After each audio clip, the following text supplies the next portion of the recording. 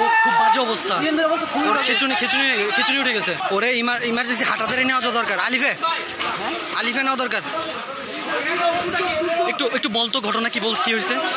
আমি 2 নম্বরে দাঁড়াচ্ছিলাম। আচ্ছা, ডিপার্টমেন্টের একটা জুনিয়র বক্তিয়া আমায় কল দিয়ে বললো যে বিল্ডিংয়ে আমি ঢুকতে গেছে, লেট হয়েছে।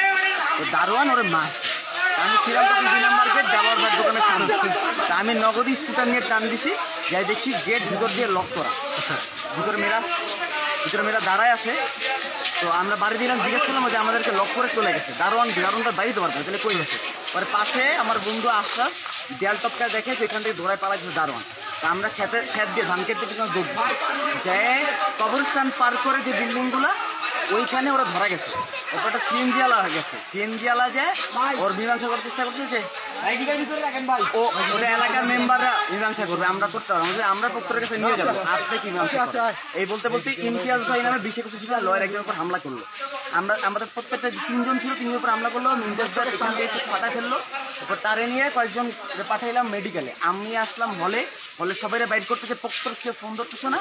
তো সবাই সবাই বেরিয়েছি আমরা 2 নম্বর গেট পার করে শেষ পর্যন্ত পক্তর তখনও আসে, পক্তর শেষে আসছে এবং উল্টা পোলাপানকে আটকে রাখছে। আমরা ভিতর পর্যন্ত গেছি, ওই জায়গাটা যখন পোলাপান আটকে রাখছে সামনে পর্যন্ত গেছে 20-30 জন। আমরা তখন সামনে 20-30 জন, বাকি সব ধরনের পক্তর আটকে রাখছে, যে জায়গায় ইনসিডেন্ট করছে। আর আমরা বাসার মেয়ের দোকান বরাবর চলে গেছি। ওইখানে এলাকাবাসী কারেন্ট অফ করে হামলা করা শুরু করছে। ওই হামলার পর পোলাপান যেহেতু কম ব্যাকে আসা শুরু করছে, ব্যাক থেকে আস্তে ইনসিডেন্ট পর্যন্ত আস্তে হামলা চরম পরিমাণ হামলা করছে। যা অবস্থা হয়েছে টোস মারছে ক্লিয়ার করো, রাস্তা ক্লিয়ার করো। সবাই পিছায় আনছে, এটা কেন বলেন না ভাই? আমরা বাইরে গেছি ওখানে, সবাই পিছায় নিয়ে আসছে। আমাদের ভাইরা সবাই এক থাকতে পারিনি আমরা, এটা আমাদের অপরাধ। বিচ্ছিন্ন হয়ে গেছে যখন লাইট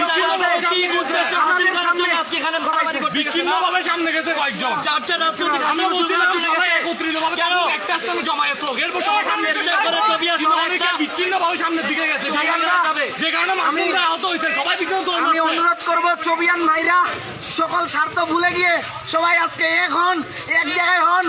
আমরা চাই এই স্থানীয়দের যে প্রশাসন আমাদেরকে যে বারবার শোষণ করে এটার প্রতিরোধ আমরা করব। সবাই এখন ভাই